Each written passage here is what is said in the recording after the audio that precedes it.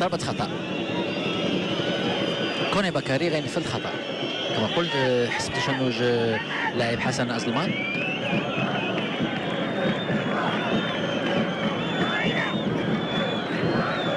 فابريس كوني يستعيد. هناك فابريس اونداما في موقع كوني. اش غادي يعمل كوني؟ غادي يسدد وهدف. هدف ديال هشام العمراني على بغتة يفاجئ الكل. هشام العمراني يسجل الهدف اللي سقط كقطعة ثلج على محبي فريق شباب أطلس خنيفرة. هدف لفائدة فريق الوداد البيضاوي. لا أحد كان يتهيأ بأن هشام العمراني غادي يسجل الهدف.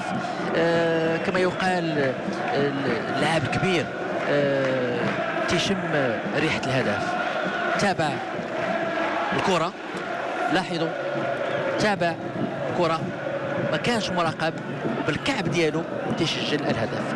ما سجلوش بالراس لان القوه الضاربه ديال العمراني هي الراس، ولكن بطريقه بالكعب يسجل الهدف. كما قلت هشام العمراني احسن